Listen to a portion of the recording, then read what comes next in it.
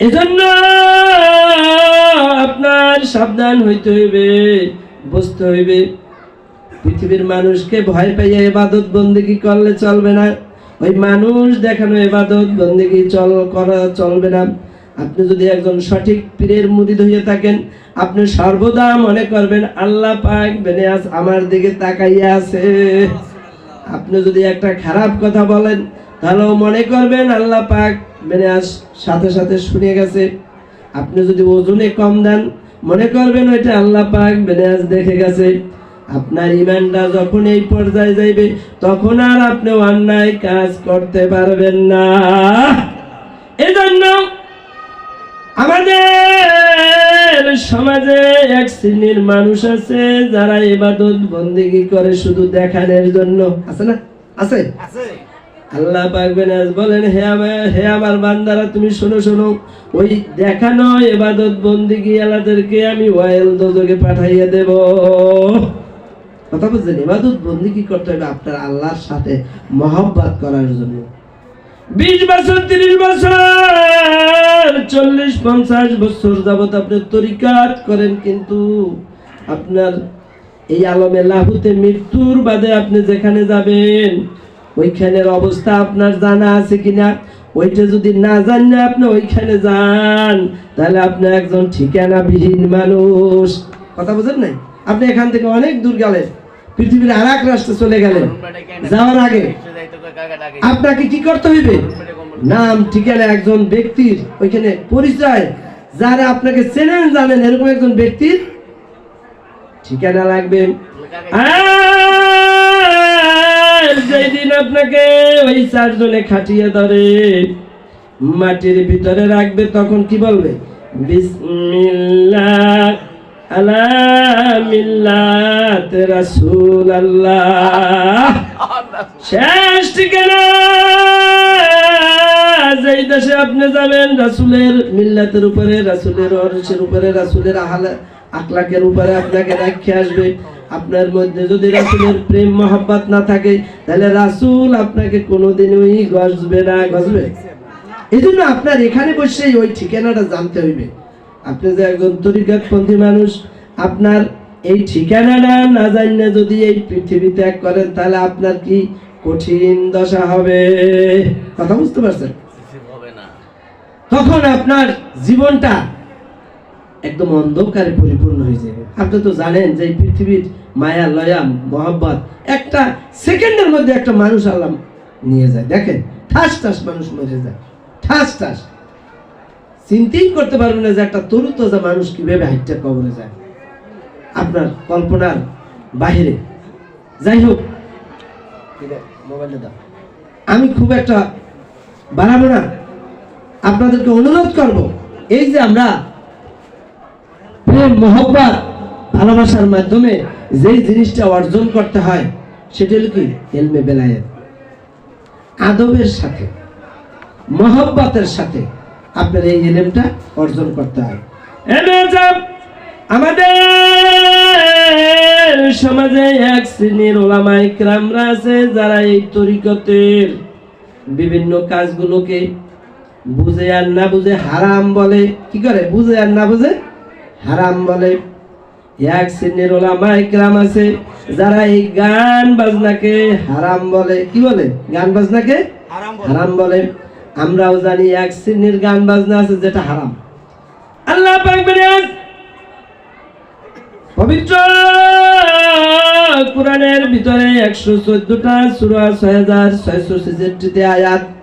এই আয়াতের ভিতরে একটা আয়াত আছে আলা হুররিমাত আলাইহিম, অর্থাৎ আমি যাহা কিছু হারাম করেছি এটার একটা তালিকা দিয়ে দিয়েছে। কি করছে? একটা তালিকা দিয়ে দিয়েছে।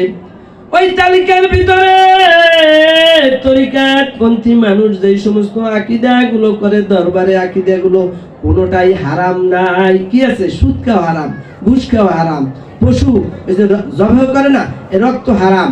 কথা বোঝেন নাই? হিংস্র প্রাণী হারাম।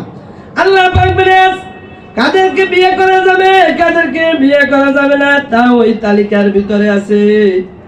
আর কোনো জায়গায় এই যে গান এবং বাজনাকে এবং আমরা আমাদের তরিকতের যে সমস্ত আকীদাগুলো করি কোনোটা হারাম করা উল্লেখ নাই। এক শ্রেণীর উলামায়ে কেরাম সূরা লোকমান আয়াত নম্বর 6 তিনি ওইখানে লেখা আছে লাহুলাল হাদিস। কি লেখা আছে? লাহুলাল হাদিস মানে অযথা রং তামসা কথাবার্তা, যেই কথার মধ্যে কোনো সারবস্তু নাই, যেই কথায় মানুষকে গাফেল করে। কি করে? গাফেল করে। আমরা ওই জাতীয় গান গজল করি না, যেই গান গজলে মানুষের আত্মাকে কলুষিত করে ফেলে। আমরা এমন গান গজল করি যেই গান গজলে মানুষের দিলকে নরম করে ফেলে। কথা বোঝেন নাই? আমাদের সমাজে উলামায়ে কেরামরা সকল গানকে একই পাল্লায় ওজন করে হারাম বলে। আল্লাহর নবী প্রিয় নবী মুহাম্মদ মুস্তাফা আহমদ মুস্তাফা সাল্লাল্লাহু আলাইহি সাল্লাম একটা হাদিসে উল্লেখ করেন, একটা নর্তকী দল অর্ধুলঙ্গ হইয়া ড্যান্স দিতেছিলেন আর ওইখানে গান হইতেছিল। তখন আমাদের প্রিয় নবী ওই গান না শুনে কানে আঙ্গুল দিয়া অনেক দূর দিয়ে গেছে। সেই সমস্ত গানের সাথে যদি এই তরিকানের গান সংমিশ্রিত করা হয়, এটা জ্ঞানের ধন্যতা। এই সমস্ত জায়গায় এরকম অশ্লীল গান বাজনা করা হয় না, হয় কি? এই জন্য কোরআনের কোথাও আপনি পাবেন না। যদি আপনি পান, আপনি লিখিত দেন, আপনি পোস্টার টানাইয়ে দেন যে অমুক জায়গায় গান বাজনা হারাম, কোনোদিনও আমরা এই গান বাজনা করবো না। আমরা তো তরিকাতপন্থী, আমরা তো কোরআন হাদিসের পাবন্দে আমরা চলি। আমাদের যদি কোনো কিছু হারাম থাকে স্পষ্টভাবে আমরা ওই কাজ করি না। দেখেন আমাদের সমাজে ঘুষ চলে, সুদ চলে, মদ চলে, জুয়া চলে। ওই সমস্ত জায়গায় গিয়ে কেউ হারামের মশলা দেয় না। দেখেন সিনেমা হলে লাইন দিয়ে গিয়ে মানুষ সিনেমা দেয়, ওই সিনেমা হল ভাঙে। অথচ এক শ্রেণীর উলামায়ে কেরামরা এই না বুঝে জ্ঞানের ধন্যতার জন্য তরিকতের লোকজনের উপরে হামলা দেয় না? দেয় কিনা? দেয়।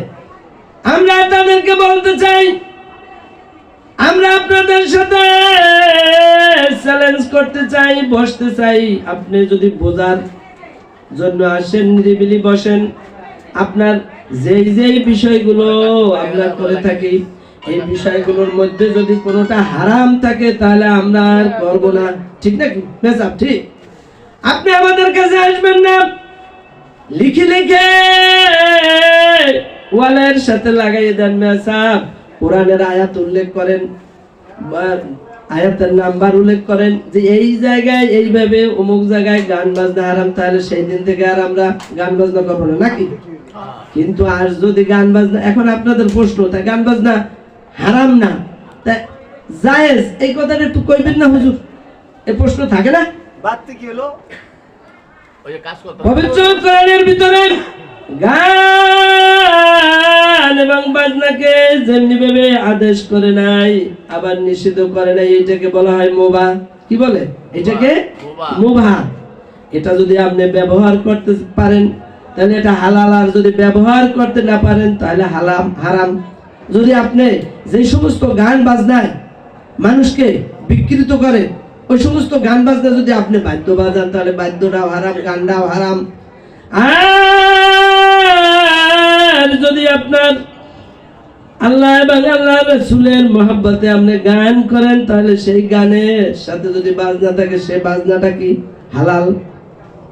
এইটা কি? পানি। এটা কি? পানি। এই পানিটা কি হালাল না হারাম? হালাল।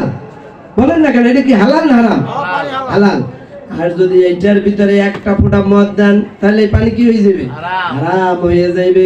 তদ্রূপভাবে আপনার ব্যবহারের উপরে হালাল এবং হারাম নির্ধারিত হইয়া যায়।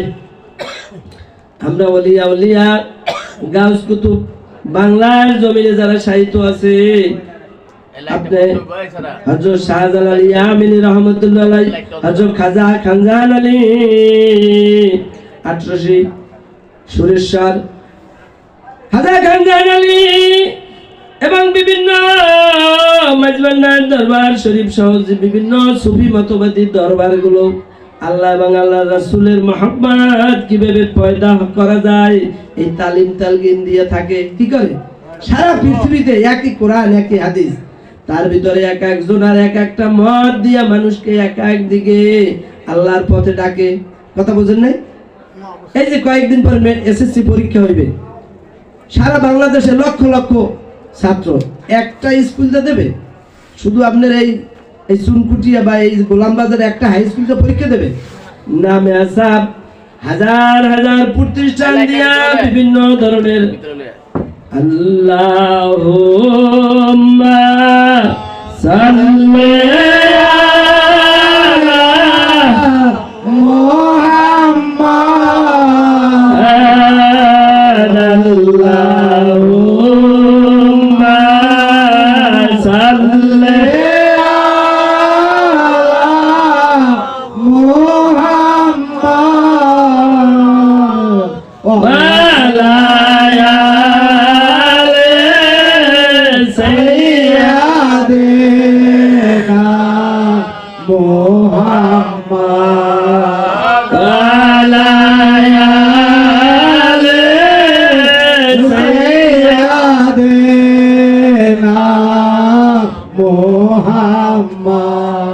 হাজিরিন, আপনাদেরকে বলতে চাই যে এই যে ওলিয়া উলিয়ার দরবারে মানুষকে একটা আদর্শ শিক্ষা দেওয়া হয়, একটা জ্ঞান দেওয়া হয়, একটা ইলম দেওয়া হয়।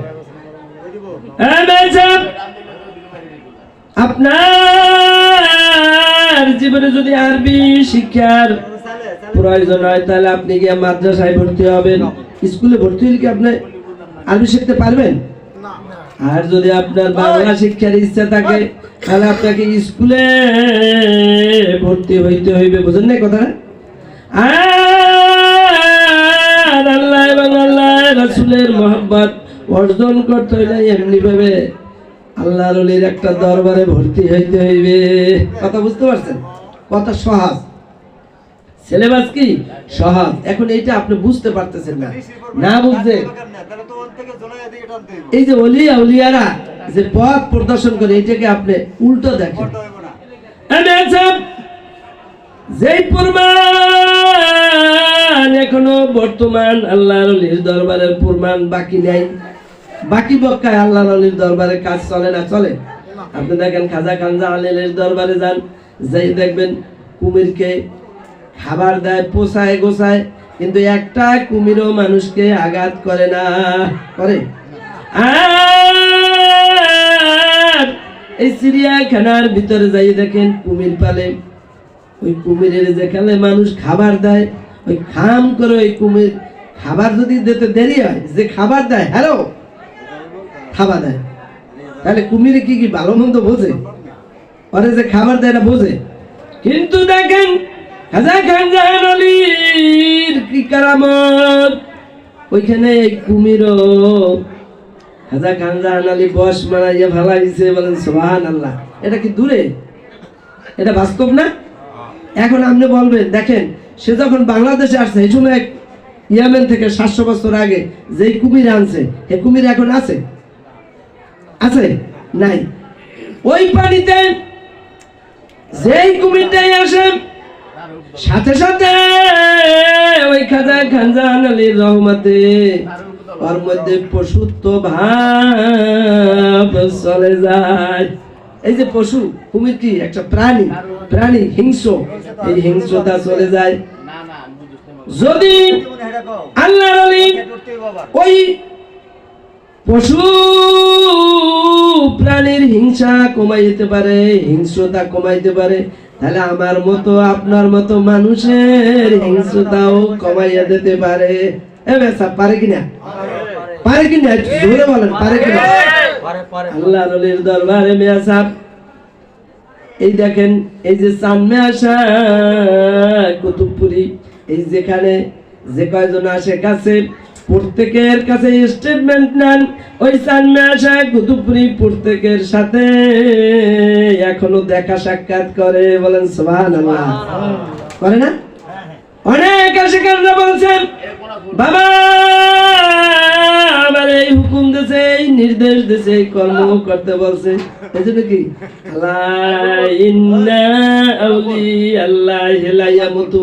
এই হাদিসের মর্ম অনুযায়ী ওলি আউলিয়া এটা কি কাজ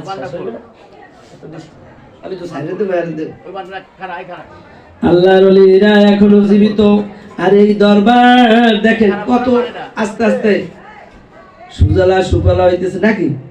আল্লাহর ওলির এটাই কারামত, এটাই নিদর্শন। যেই শাহজাহান মিয়া যখন ওই রিকশার প্যাডেল মারতো আর আল্লাহর নাম করতো, দুই চোখ দিয়া পানি গড়ে গড়ে পড়তো। বাসায় পিসা বাড়ছে, খাবার নাই, চাল নাই, ডাল নাই, পীরের কাছেও থাকতে ইচ্ছে করে, আবার খাবারও নাই। বাবা গাউসুল আজম কুতুবপুরের কত বড় বড় আশেক ছিল, 4 তলা 5 তলা বাড়ি, সেই আশেকানের কাছে না গিয়া ওই ভাড়া বাড়ি একটা রুম, 4 মেয়ার বউ স্ত্রী পুত্র নিয়ে কষ্ট করে থাকে, ওইখানে এসে উঠতো বাবা গাউসুল আজম কুতুবপুর। বুঝেন কি মহব্বত। এখন যারা এই 5 তলা 10 তলা থাকতো তারা আছে, তারা নাই। কিন্তু শাহজাহান মিয়া আমার কাছে নিজের কাছে বলছেন, বাবা গাউসুল আজম কুতুবপুরি আমাকে স্বপ্নে দেখাইছে ওই কুতুবপুর দরবারে যেভাবে একটা মাজার হইবে, ঠিক এইখানেও অনুরূপ একটা মাজার হবে। এটা আরো 20 বছর আগের কথা, এখন হয়েছে না মেয়া সাহেব, হয়েছে না মেয়া সাহেব। আল্লাহর ওলির খেলা বুঝেন মেয়া সাহেব, একটু মাথায় কিলেন, বুঝেন না। কুমিরিত্ব ওই যে হিংসা আল্লাহর ওলিরা নিয়ে নেয়, আপনারটা নিতে পারবে না। যাই হোক, আমার সময় শেষ। আমি ছোট্ট একটু গজল বলবো বাবা গাউসুল আজম কুতুবপুরীর। প্রত্যেকটা মানুষের জীবনে 2-3 লাইন বলবো। আমার সাদের ঘর বাড়ি, আরে বিদায় কর, বিদায় কর রে, কর তারা তারি রে আমার সাদের।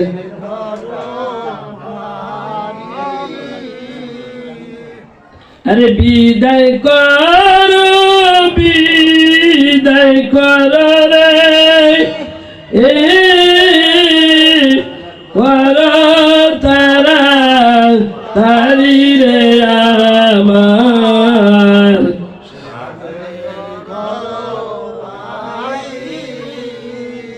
পুত্র কন্যা সঙ্গের সাথী সকলি যাই সারি। পুত্র কন্যা সঙ্গের সাথী সকলি যাই সারি। আরে সঙ্গে লইলাম কর্ম ফল রে, দয়াল রে, সঙ্গে লইলাম কর্ম ফল রে, জীবনে যা করি রে আমার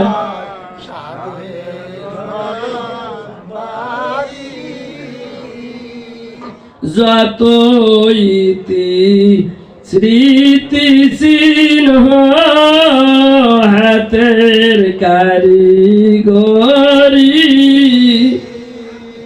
যত ইতি স্মৃতি চিহ্ন হাতে, আরে রাখিয়া গিয়াছি আমি রে, দয়াল রে, রাখিয়া গিয়াছি আমি রে, দেখো জীবন ভরি রে আমার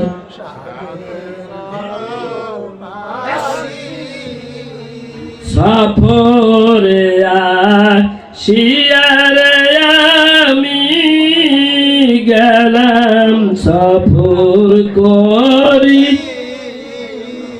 সফরে শিয়ারে আমি গেলাম সফর করি আরে দেশের বান্দা দেশে চলি রে দয়াল দেশের বান্দা দেশে চলি রে যথায় আসল বাড়ি রে আমার সাদে বিদায় কর বিদায় কর কর তারা সাদের ঘর বাড়ি স্মরণকারীর সাথে আমি থাকব জীবন ভরি স্মরণকারীর সাথে আমি থাকব আরে বন্ধুর অন্তরে আমি রে থাকব অন্তর জুড়িয়ে আমার সাদের ঘর বাড়ি। প্রিয় উপস্থিতি, এই যে গজল এটা হলো আপনার বিদায়ের গজল। এটা বাবা গৌসুল আজম কুতুবপুরি তার আরো অনেক গজল আছে যেগুলো শুনলে আপনার মনটা বিগলিত হয়ে যায়। যাই হোক, মাওলা পাক আমাদের আল্লাহ এবং আল্লাহ রসুলের প্রেম মহব্বত হাসিল করার তৌফিক দান করুক। সবাই বলেন আমিন। অনেক কথা বললাম, আপনাদেরকে আল্লাহ সঠিকভাবে এই তরিকার নিয়ামত দান করুক। সবাই বলে জোরে আমিন। এখন আপনাদের আমার এই সংক্ষিপ্ত আলোচনার মধ্যে যদি কোন ভুল ভ্রান্তি হয় আপনারা আমার সুন্দর দৃষ্টিতে দেখবেন। আশা করি আবারও দেখা হবে ইনশাল্লাহ, আবারও আপনাদের সাথে কথা হবে। মনের কথা বলতে পারিনি, অনেক কিছু সংক্ষিপ্ত সময় বলা যায় না। আমাদের দেশে গুরুত্বপূর্ণ কথা শুনতে চায় না কেউ, সবাই অন্য কাজে শুনতে চায়। যাই হোক, আপনাদের সম্মুখে আরো অত্যন্ত মূল্যবান বক্তব্য রাখবেন হযরত মাওলানা শাহ মোহাম্মদ গোলাম সাহেব কুতুবপুরি পীর সাহেব কুতুবপুর দরবার শরীফ। আমি তার বক্তব্য দেওয়ার জন্য অনুরোধ করছি। আখির দাওয়ানা আলহামদুলিল্লাহি রাব্বিল আলামিন।